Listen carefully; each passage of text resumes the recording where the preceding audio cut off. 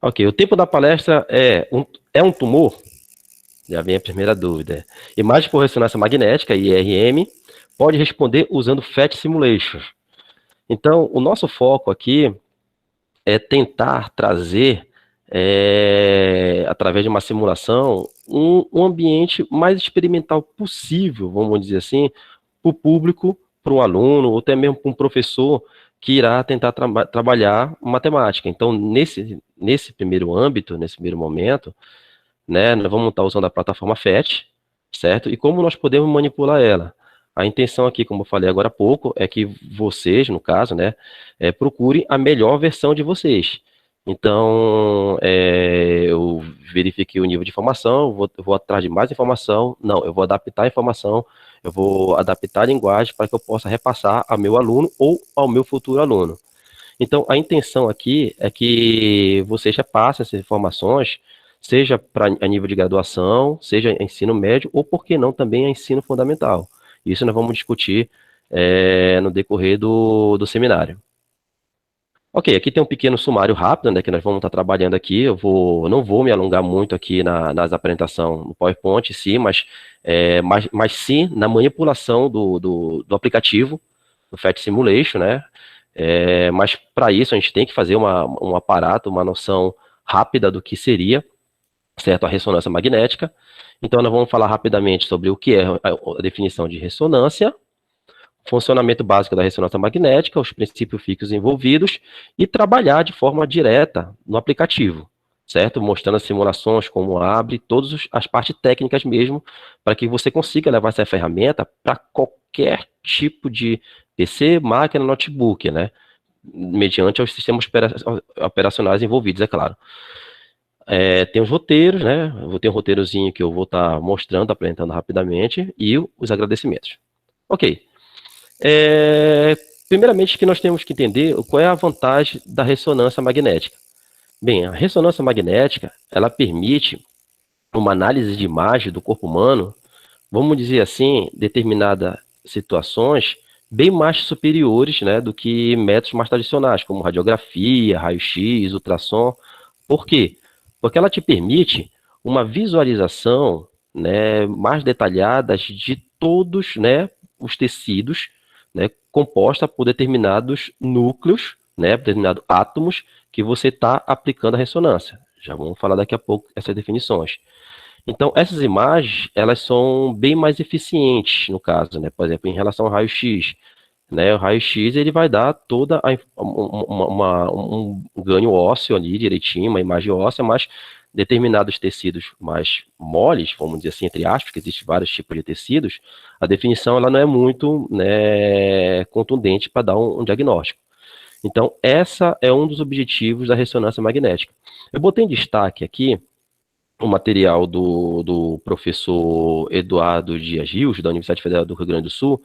É um material que eu achei muito bom, certo? É um material bem didático, ele pode ser usado, na minha opinião, a nível de graduação, ensino médio, e está aptado, na caso, se vocês, né, com as suas devidas adaptações ao ensino fundamental, mas é um material que fala de forma bem clara as definições e direta para que vocês possam estender ainda mais o conhecimento. Eu costumo usar, né, esse material, né, outros complementos no meus cursos, no caso de pós-graduação, nível de especialização. Então, aqui, deixar registrado todo o crédito ao professor Eduardo Rios, né? E esse material está disponibilizado na própria página da Universidade Federal do Rio Grande do Sul, então qualquer aluno pode ir lá e pode acessar. Ok, então, primeiramente, nós temos que entender de forma, né, rápida o que seria a ressonância.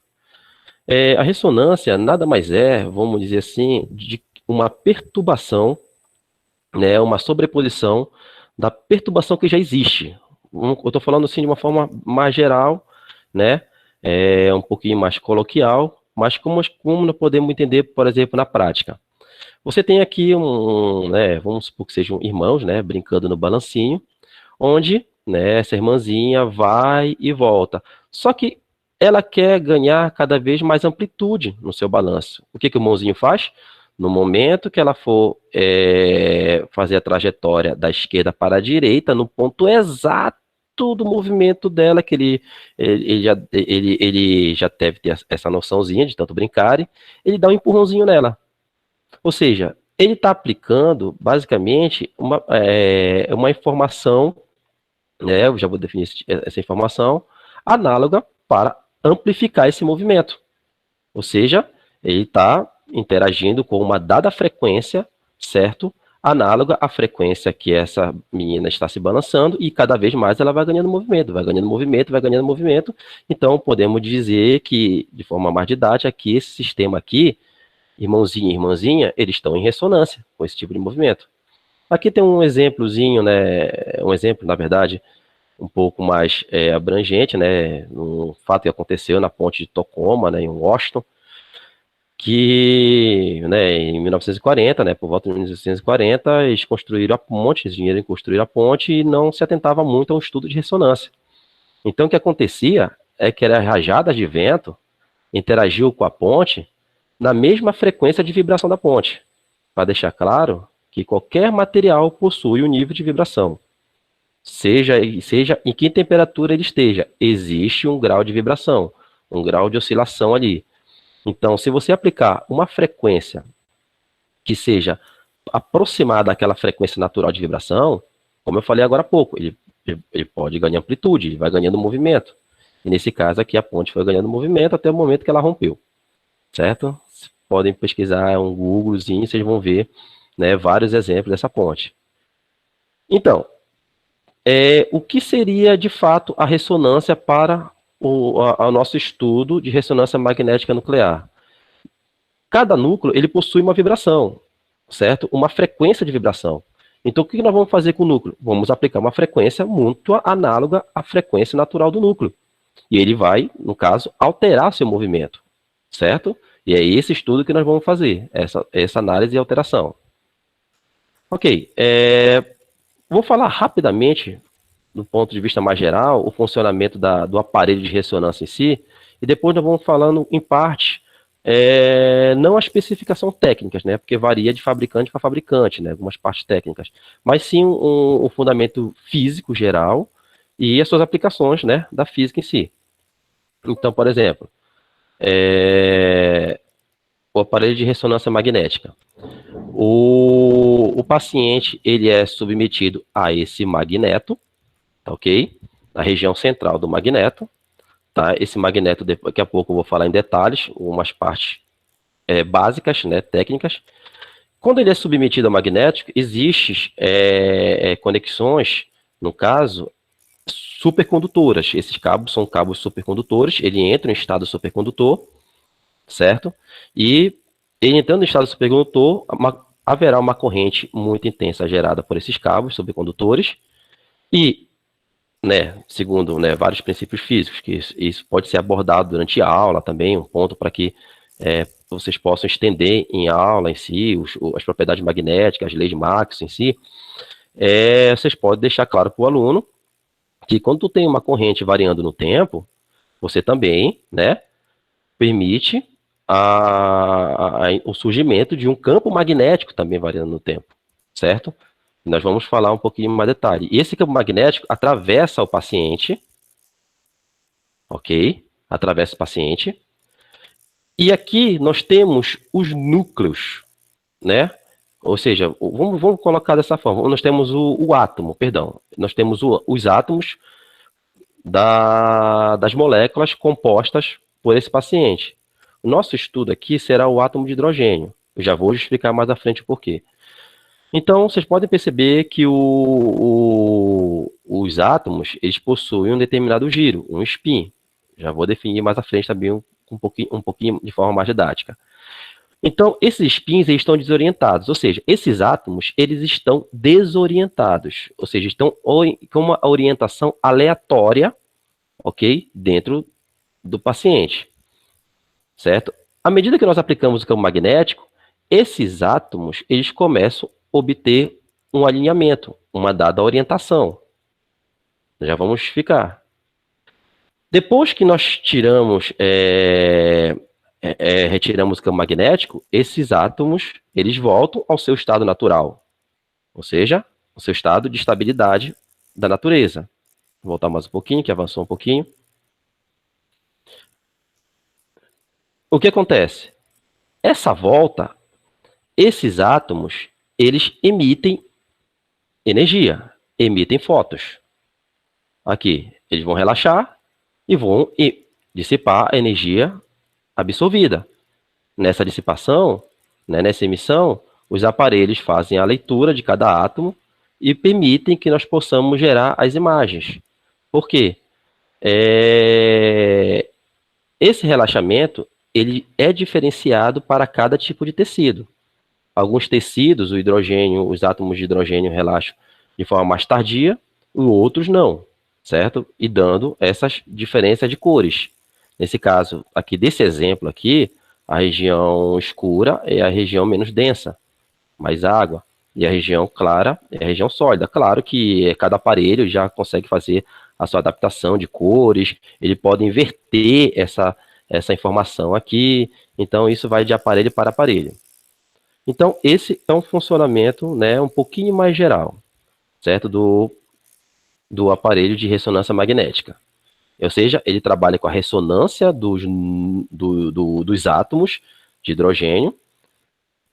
Esses átomos são excitados, quando eles relaxam, eles emitem uma frequência, certo? Uma onda, e essa onda é lida por aparelhos, eles fazem seus cálculos e gera essa imagem, ok? Certo, então vamos falar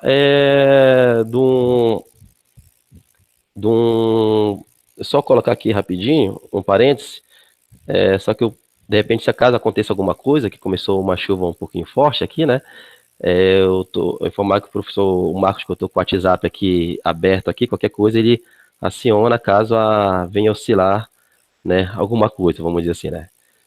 Então tá, de forma geral, como eu falei agora há pouco, vou falar com um pouquinho mais de detalhes agora. O paciente é submetido ao aparelho de ressonância magnética, na região central desse magneto, certo? Esse magneto vai gerar um campo magnético muito, mas muito intenso, né? Para vocês terem uma noção, existem aparelhos de ressonância magnética que funcionam até na faixa de 3 Tesla, né? 2 Tesla, né? 1 Tesla. Para você ter uma noção, para todos terem uma noção, o que é tão intenso esse 3 Tesla, a Terra em si, ela possui um campo magnético de 30 microteslas. O que isso quer dizer, vamos dizer assim, em termos escalares, né? Que o campo magnético gerado por esse aparelho é 300 mil vezes maior do que o campo magnético da Terra. Mas fiquem tranquilos, esse processo ele é totalmente indolor e esse processo é altamente seguro, né? Pode ficar tranquilos, não se preocupe, né? É um dos métodos de imagem, vamos dizer assim, mais eficiente que temos até então, né? Existem outros métodos de imagem, obviamente, né? Que pode ser eficiente também, mas em relação à acessibilidade financeira, esse aqui é o que tem dado melhor resultado, vamos dizer assim, e praticamente zero efeito colateral, né, quase zero efeito colateral ao paciente, com exceção, de repente, de uma reação e alguns contrastes, né? Mas eu já vou estar falando mais à frente. Então, o que acontece? O paciente é submetido a esse magneto, o campo magnético externo atravessa esse paciente aqui, ok? Os núcleos, eles são alinhados, eles começam a sofrer um alinhamento do seu estado aleatório, certo? Do seu giro aleatório. Só que o que vai acontecer? Não é só isso que acontece. Depois, esse paciente é submetido a uma curta onda de rádio. Ou seja, uma onda de rádio, com uma dada frequência. Tudo bem?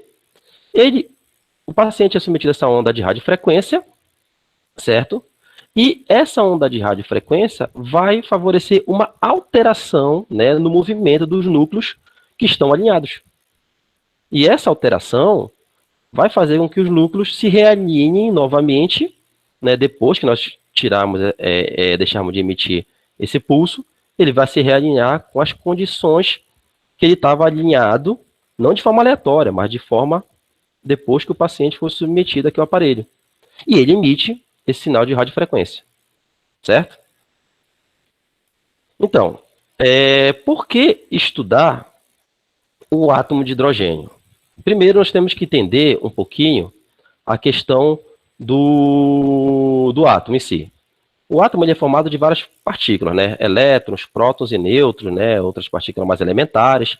No entanto, nós vamos se atentar basicamente aos prótons e basicamente aos prótons, né? Que, certo. Então, cada partícula composta, né, que compõe o átomo, eles possuem um spin. Esse spin, certo, ele possui a sua dada orientação, a sua dada orientação magnética. Se o átomo possui muitos prótons, certo, e elétrons, essas orientações de spin, elas podem não ser tão definidas. Ela tem uma definição resultante, é claro, mas não tem a definição da partícula em si. Ou seja, esses spins, eles dão uma certa instabilidade para nossa tentativa de ressonância. Qual é o átomo ideal para se estudar? É um átomo que possui apenas um próton, porque tu vai ter a interação apenas com aquele spin daquele próton, ok? E nós temos esse átomo na natureza? Temos. Seria o átomo de hidrogênio. Aqui, ó, um exemplo de como seria esse spin, ok? Esse giro. Esse giro, ele traz a informação magnética, certo? Como se essa partícula tivesse o norte e sul, ok? Um polo norte e um polo sul. No caso, nós colocamos na física como spin up e spin down, ok? Certo? E a nossa vantagem é que o átomo de hidrogênio, ele possui um próton, como eu falei agora há pouco. Aqui, ó, vocês podem perceber. E isso ajuda bastante. E aqui, só um exemplo de como o átomo de hidrogênio ele é suscetível ao campo magnético. Ou seja, olha a escala dos demais, dos demais átomos e moléculas, por exemplo, no caso, dos demais átomos, perdão. Então, o átomo de hidrogênio 1, ele é mais suscetível ao campo magnético. Isso é uma vantagem. E outra vantagem melhor ainda é que para cada molécula de água, nós temos 2 átomos de hidrogênio. E melhor ainda para o nosso corpo, né, para a nossa análise, é que o nosso corpo é formado de, né, aproximadamente, né, mais e para menos, 75% de água. Então, ou seja, nós temos matéria-prima suficiente para promover uma ressonância magnética nesse corpo. Ok? Certo. Então, como se dá? Vou falar rapidamente o princípio básico da formação do campo magnético dentro do aparelho de ressonância magnética. Aí cabe ao professor, em sala de aula, né, de repente já fazer a contextualização ou dos tópicos que já trabalhou com magnetismo, ou então apresentar em si algum princípio, né, alguma relação que correlacione aqui a mão direita. Então, o princípio é muito simples, basicamente a regra da mão direita. Como eu falei para vocês, esse material aqui, ele está no estado supercondutor. Então, abre mais um leque para o professor, né, abordar essa outra temática. O que seria um estado supercondutor da matéria? Será que todo material ele é um supercondutor? Por exemplo, o ferro, ele pode ser um supercondutor? Sim ou não? Aí você explica para o seu aluno por que ele não pode. Porque só determinado tipo de materiais pode. Porque tem toda uma combinação com o efeito Mense, você pode falar sobre par de Cooper, e assim você estende conhecimento. Então, ou seja, é uma temática que você pode abordar vários conhecimentos, né? Desde a parte da mecânica da ressonância, trazendo a ressonância também para o âmbito eletromagnético, e apresentando em si, né, definição de corrente, campo magnético, campo elétrico, certo? Então, nesse contexto eu coloquei aqui esse exemplo. Então, esse campo magnético ele é produzido, né, através de uma alta corrente nesse material supercondutor. Obviamente, esse procedimento, ele é um procedimento caro, por isso que os exames de ressonância magnética são caros, por causa nós precisamos resfriar esse material para entrar em estado supercondutor. Geralmente se usa nitrogênio líquido, hélio líquido, e o gasto de energia para resfriar esse material é muito grande, certo? É por isso que ainda é um exame caro, vamos dizer de certa forma, mais acessível hoje em dia. Ok, então falando sobre o spin, como eu falei para vocês, o átomo ele possui um giro, possui um spin. Esses spins estão aleatórios no sistema, no caso do corpo. À medida que nós acrescentamos, aplicamos, aqui, eu só estou dando um exemplo aqui de um spin, giro, como é que o material ele se torna magnetizado? É quando os spins estão mais alinhados, ó. Ou seja, quando a magnetização dele é diferente de zero, certo? Por exemplo, o ímã, a magnetização dele é diferente de zero, porque os spins das partículas internas, no caso da magnetita, estão, de certa forma, mais organizados, mais alinhados, percebo. Aí por isso que você tem uma definição aqui do campo magnético. Ok. Quando você submete esse átomo aqui, vamos já falar sobre já a relação ao átomo de hidrogênio, a um campo magnético externo, o que você tem? Um alinhamento, né, desses átomos. Você pode ter dois tipos de alinhamento desses átomos. Um alinhamento, né, paralelo ao campo, que você está percebendo aqui, que é um alinhamento de maior energia, de menor energia, perdão, desculpe, certo? E o alinhamento oposto ao campo, certo? Um alinhamento de maior energia significa dizer que você vai ter uns átomos, uma pequena parcela de átomos com uma dada polarização, certo? Ou seja, com maior energia. Então, é bem simples. Se você fizer um experimento colocando um ímã e limalha de ferro, vamos dizer assim, por perto do ímã, ou seja, colocar a limalha de ferro em cima de um papel e colocar o ímã embaixo, você vai ver todo um alinhamento daquela limalha de ferro, ok? Então, nós estamos, só para trazer uma analogia, que quando você aplica um campo magnético externo nos átomos de hidrogênio, eles vão ter um alinhamento, ou um alinhamento a favor do campo, ou paralelo ao campo, ou se opondo ao campo, certo? É em cima desses núcleos que nós vamos estar trabalhando nossa ressonância, desses núcleos alinhados. Então, o que vai acontecer? Você aplica um campo magnético no hidrogênio. Esse hidrogênio ele vai sofrer, além do giro que ele tem do spin, uma precessão. Aqui, ó, essa animaçãozinha aqui, eu acho que define muito bem a precessão. Coloquei um oposto aqui para dar a ideia, né, do alinhamento antiparalelo. Essa precessão, ela é a frequência, certo? Em função desse campo magnético. Tá ok? Certo? Bem, essa precessão, essa frequência de precessão, ela pode ser calculada por essa equação chamada equação de Lamour. Tá ok? Ou seja, você está vendo esse termo bem aqui? Esse termo aqui é exatamente a quantidade que esse núcleo oscila por segundo. Ok? Aqui, ó, a quantidade que ele oscila por segundo. Para o hidrogênio, nós já temos que a 1 Tesla de campo magnético, submetido a um campo magnético, nós temos ele numa oscilação de precessão de em torno de 42 MHz. Isso aqui é muito rápido, pessoal, para vocês terem uma noção. O que seria esse 42 MHz? É como se você estivesse batendo palma, cantando parabéns, batendo palma, e vamos dizer assim, e começasse a bater palma milhares de vezes mais rápido do que você estava batendo, vamos dizer assim. Tá ok? Muito rápido mesmo. E essa frequência aqui, ela também é uma das frequências usadas, né, em radiotransmissão, ou seja, em frequência de rádio. Tá ok? Então, essa frequência aqui é a chamada frequência de Lamour. Tá ok? Essa frequência de precessão. Então, verifique. Se o núcleo tem essa frequência de precessão aqui e eu emitir uma onda exatamente análoga a essa frequência de precessão do átomo, ele vai mudar seu movimento. E é isso que nós queremos estudar.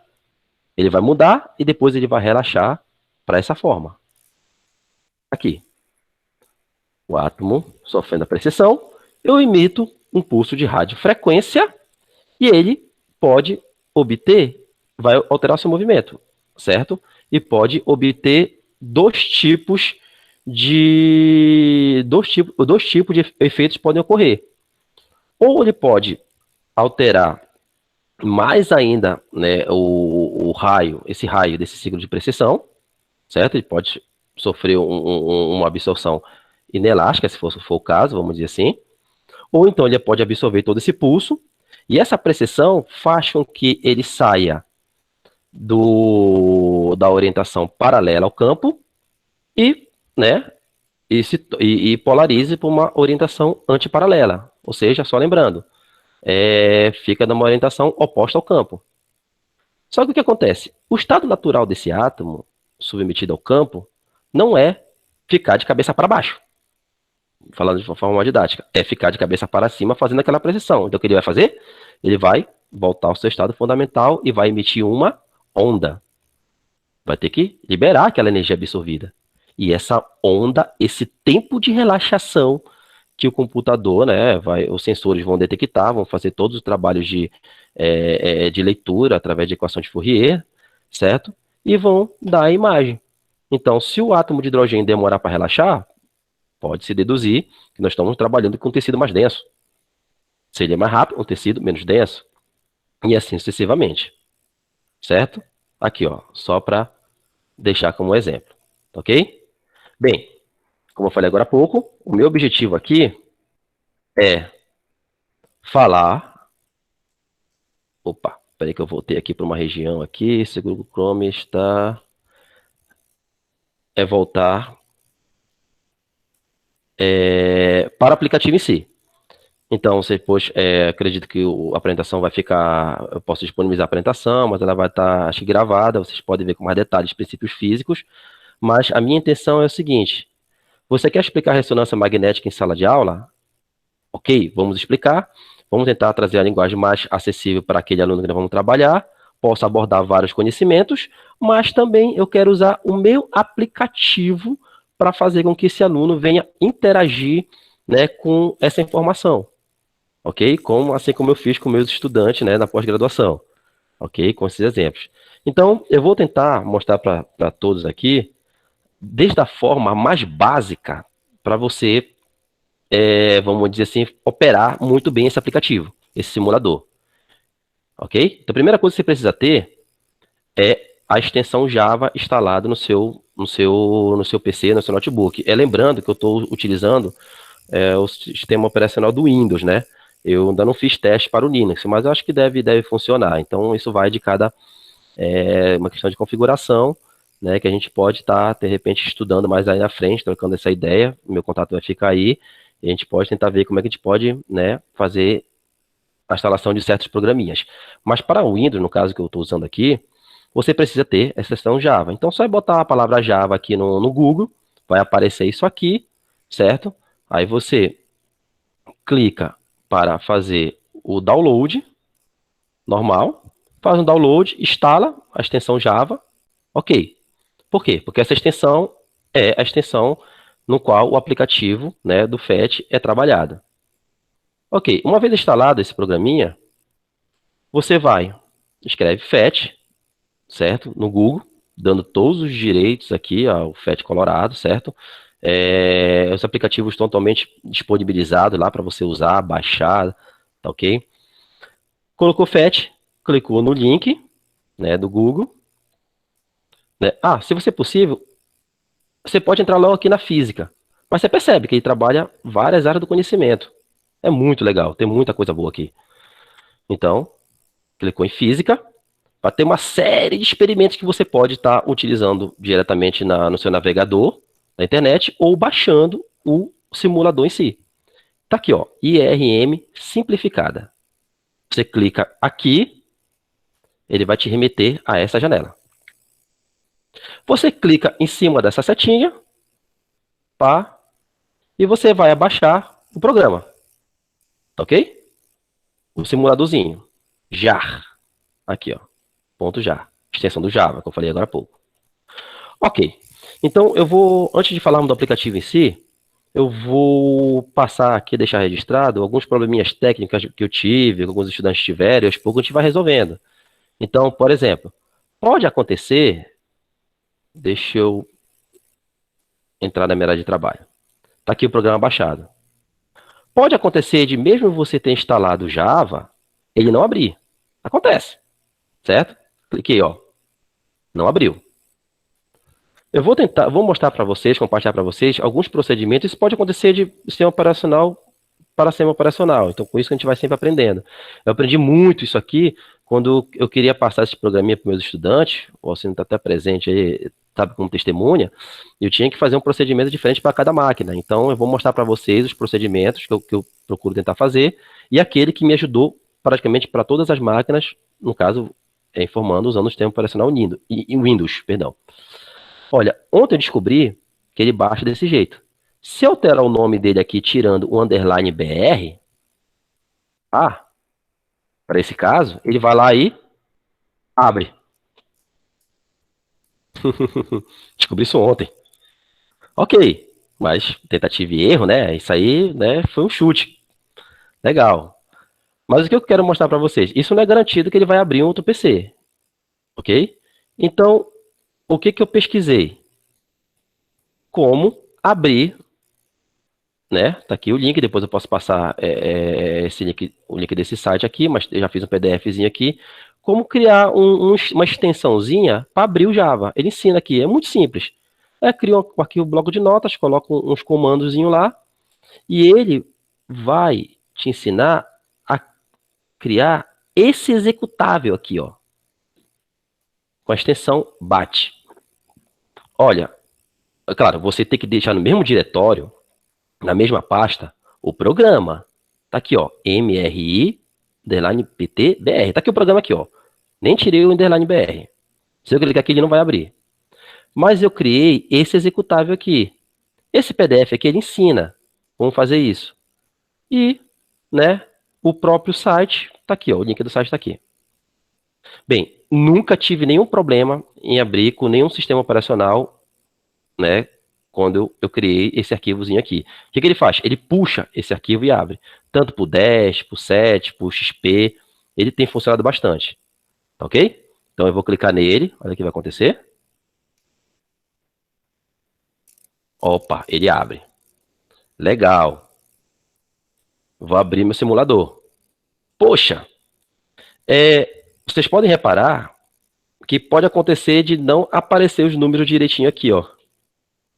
Isso aconteceu com alguns estudantes também. Alguns alunos, alguns cursos. Nossa, o engraçado é que quando eu colocava o Datashow, esse aplicativo, ele aparecia 100%, tudinho as informações.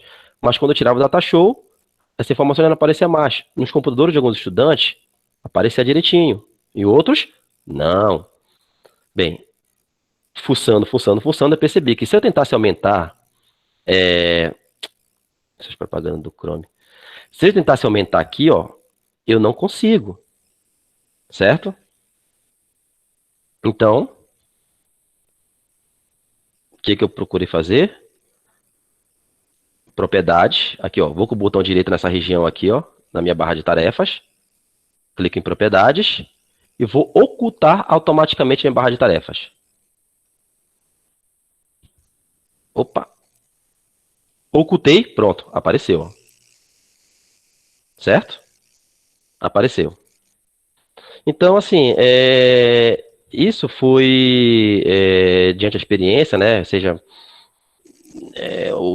manuseando em computador, em cada computador. Porque qual é a dificuldade hoje? É você tentar levar preparar sua aula, preparar nesse caso, essa aula em si, mas tentar fazer com que ele funcione, porque pode não funcionar também, né? Como qualquer outro experimento, né? Apesar que isso aqui é uma simulação, né? Não é algo palpável em si, mas é uma simulação, mas ele pode também dar errado. Então, foi a forma como eu achei. Então, se aquelas informações não ficaram muito nítidas no slide anterior, nós podemos exemplificar aqui nesse aplicativo. Nós temos dois modos de simulação, certo? Temos aqui, lembra aquela onda de rádio que eu falei, que a gente submetiu o paciente? Ele pode ser nivelado por essa potência, tá ok? E a frequência da onda de rádio, ela pode ser nivelada por esse comando bem aqui. Tudo bem? E o campo magnético do aparelho de ressonância magnética, ele é manipulado por esse ímã principal. Certo? Tudo bem? Então, ó, tá vendo a setinha aumentando aqui? Olha aqui, ó. Tá vendo a setinha diminuindo? Ó, que legal. Não há campo magnético. Ou seja, campo magnético aqui, no caso, é nulo. Zero Teslas. Tá ok? Olha novamente. E diminua. Perfeito. Você pode mostrar para o aluno o seguinte: perceba que esses átomos aqui, eles estão em orientações aleatórias. Quando eu submeter eles a um campo magnético, a maioria vai obter orientação a favor, né, paralela ao campo magnético, como falamos agora há pouco. Claro que alguns não, certo? Claro que alguns não. O que seria esse diagrama aqui, ó? O que seria esse diagrama? Esse diagrama, ele mostra a quantidade de energia que eu preciso, certo? Para conseguir a ressonância com a minha frequência de rádio. Por exemplo, vamos manipular de novo aqui. Vou tirar aqui o campo magnético. Eu vou aumentar a minha potência, ou seja, eu vou emitir ondas de rádio nesse corpo. Olha só. As ondas aqui, ó. Não sei se vocês percebem na resolução de vocês que fica uma região mais clara e uma região mais escura. Poxa, eu não consegui perceber. Então você pode muito bem trabalhar a dualidade onda e partícula. Mostrar os fótons. Apresentar isso para o seu aluno. Essa setinha aqui, que está aqui mais à direita, ela nivela a frequência do rádio. Certo? Olha, pode ver. Ele vai de 10 MHz até 100 MHz. Bem, lembra que eu falei para vocês no slide anterior, né? A necessidade de memorização aqui não é, vamos dizer assim, exigida, mas eu falei no slide anterior que a 42 MHz, o átomo de hidrogênio, certo? Perdão, há um campo magnético de 1 Tesla, o átomo de hidrogênio, ele entra em precessão com uma frequência de 42 MHz. Lembram disso? Ok. Então, vou desligar minha potência. Ó, desliguei as ondas de rádio. Vou colocar 1 Tesla. Coloco 1, aperto Enter. Tudo bem, tá aqui 1 Tesla. Esses átomos de hidrogênio, eles estão com uma precessão de 42 MHz. Então, o que eu vou fazer? Eu vou emitir uma onda de rádio externa, certo? Exatamente com a mesma frequência de pressão desses átomos. O que vai acontecer com os núcleos?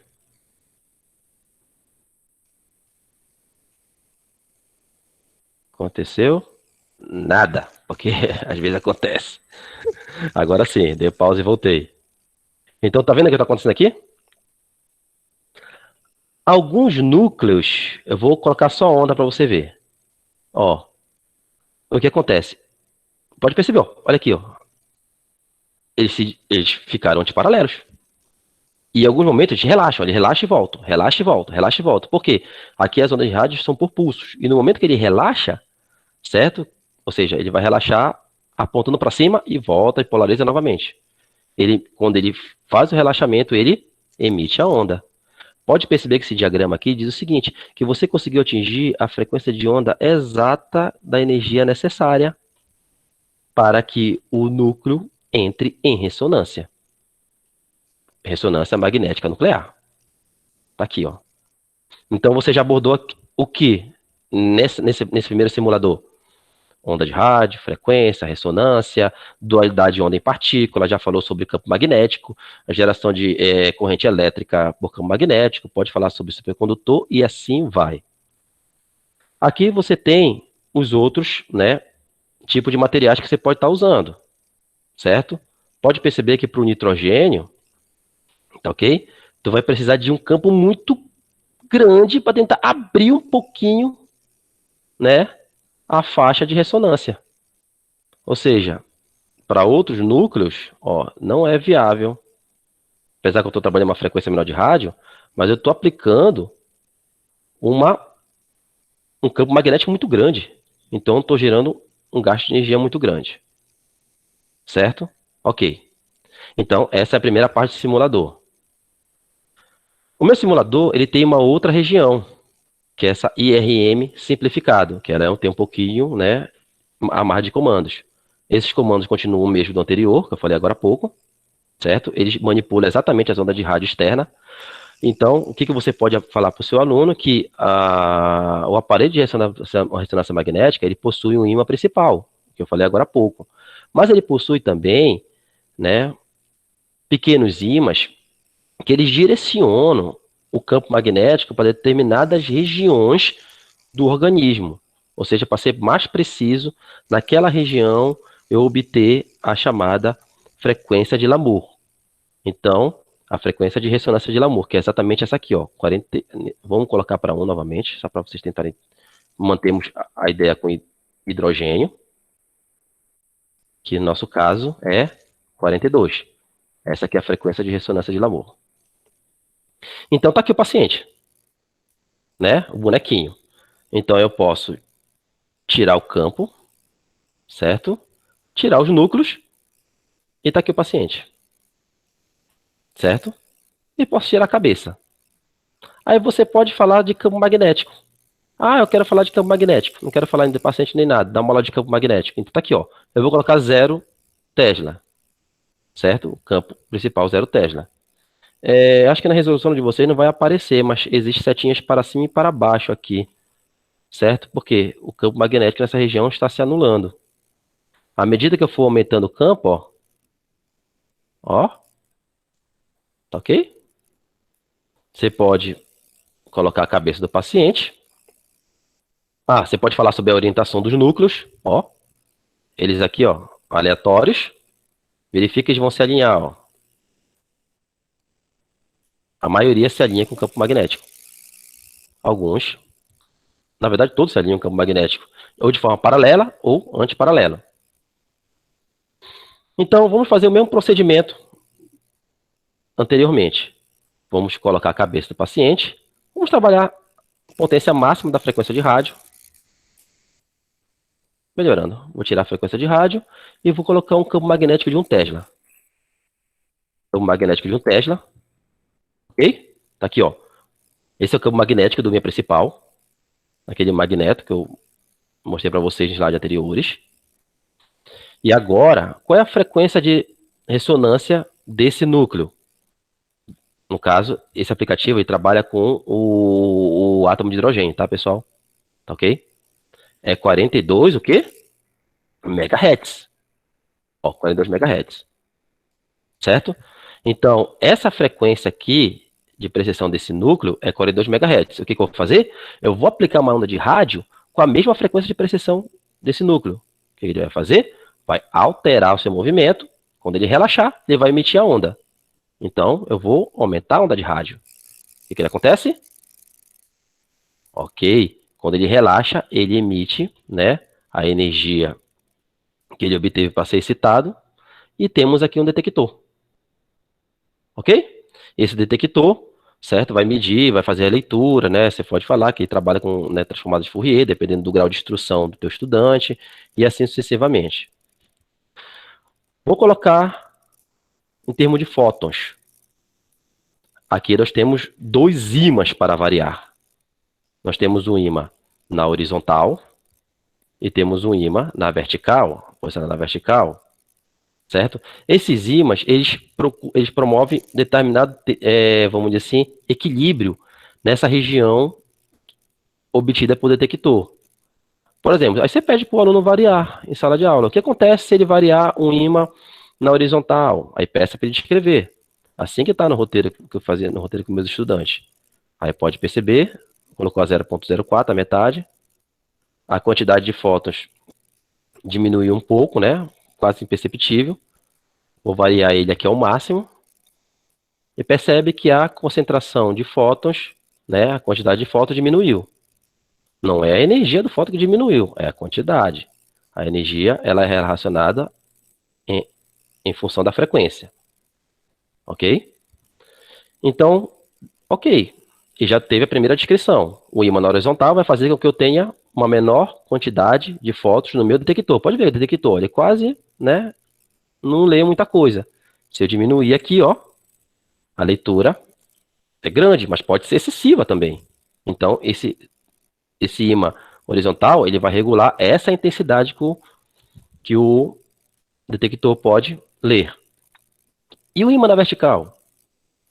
Você pode falar das composições de vetores, você pode aproveitar para abordar muita coisa aqui, pessoal. Se eu aumentar na vertical, por exemplo, o que, que eu vou estar fazendo? Eu já vou, ó, pode perceber que ele já não espalha, né, os fótons em toda a região do corpo do paciente, mas em determinada região, ó.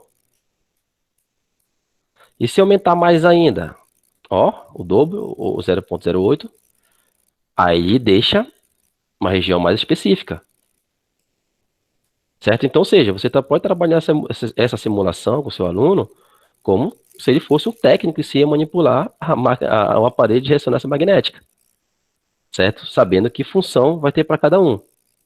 Ok, mas qual é a função aqui desse aplicativo? É você dar um diagnóstico do paciente. Ou seja, o que, que você pode fazer? Peça para o seu aluno adicionar um tumor nesse paciente, aqui na simulação, é claro. Aí você pode fazer a forma lúdica que for necessário. Eu vou desligar aqui a onda, só para vocês perceberem. Ó, aqui, adicionei. Aqui, ó, a região do tumor. E peça para o seu estudante tentar, né, utilizar as medidas do seu aparelho, mediante essas combinações, para tentar rastrear exatamente essa região aqui. Aí vai ser fantástico. Peça para ele fazer uma planilha, para ele anotando os valores, para ele trabalhando as possíveis equações, o possível padrão, ele variando os valores, né? Depois você dá a definição para ele e ele vai assim treinando a própria matemática.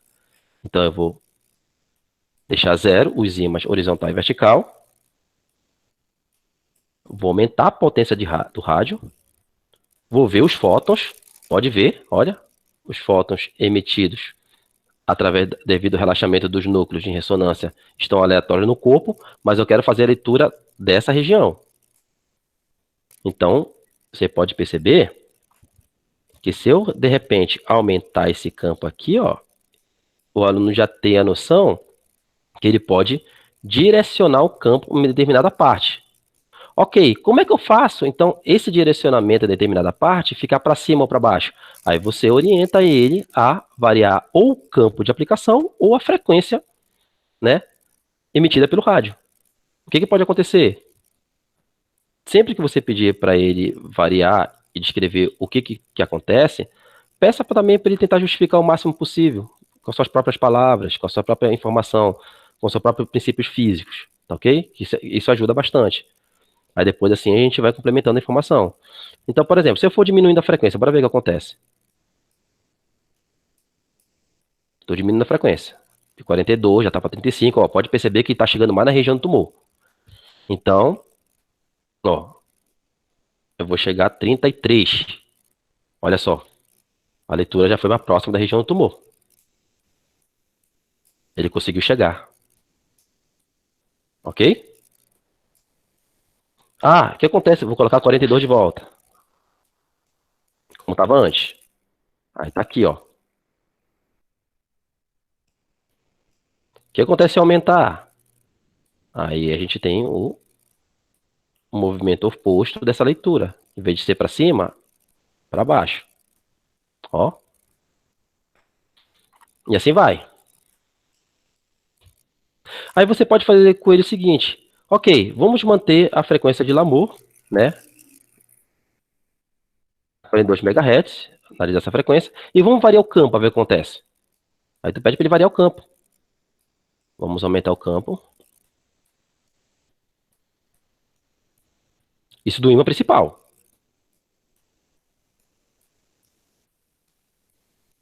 Olha, tá chegando da informação do tumor. No entanto, vocês estão percebendo que a intensidade de foto é maior? Então, ou seja, que conclusão ele pode ter aqui? Nós sabemos que essa região de variação de campo do ímã principal, ela tem um gasto muito grande de energia, certo? Como eu falei agora há pouco. Então, ele pode muito bem achar a região do tumor variando a frequência de rádio, que a gente gasta menos energia para isso, dependendo do tipo de antena, de emissão.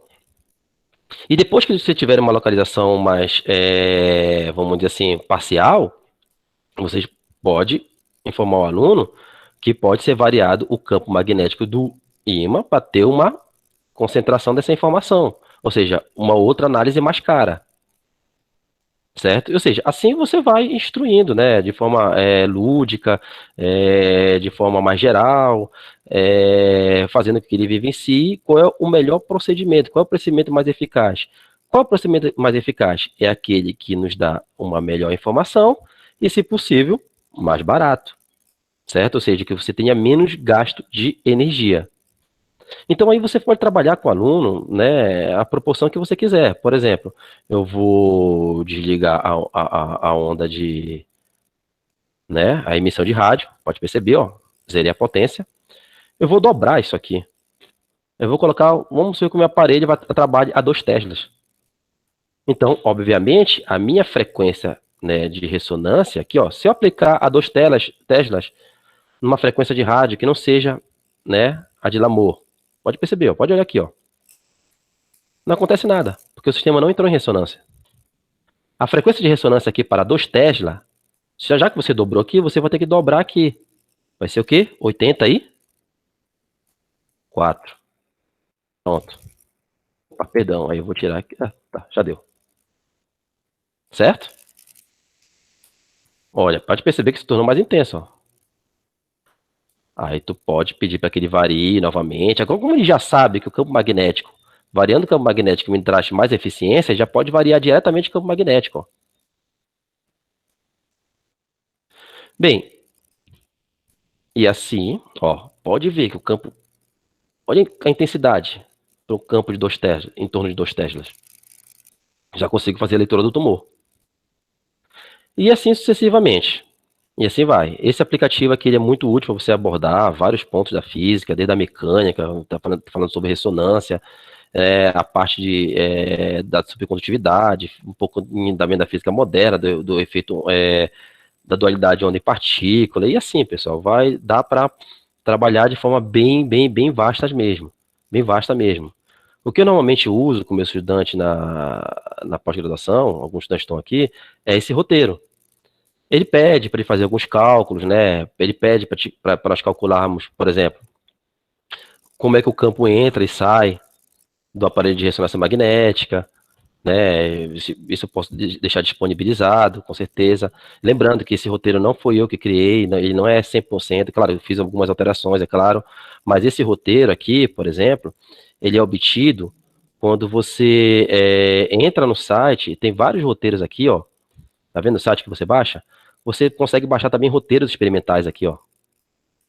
Claro, é todos em inglês, mas a gente, né, faz uma tradução aí e tenta adaptar para o nível dos nossos estudantes. Então, boa parte desse roteiro foi elaborado a partir dessa atividade. Você pode compartilhar uma atividade sua aqui, colocar aqui direitinho, certo? Vai ajudar bastante.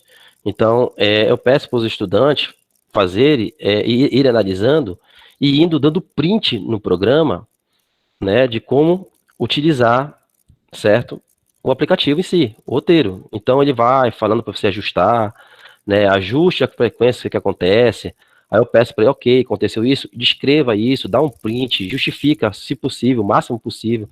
Ou seja, sempre peça para os estudantes também justificar, né, do ponto de vista físico, científico, o que está acontecendo, né? Independente se ele vai falar de forma correta ou não, mas aí cabe a nós, professores, né, tentar instruindo ele, né, como, né, ou seja, a forma de obtenção de imagem, né, coronal, transverso, sagitadinal, ou seja, a coronal é aquela que você vê de cima para assim, né, de cima para baixo, nesse plano que está demonstrando como vermelho, tá ok?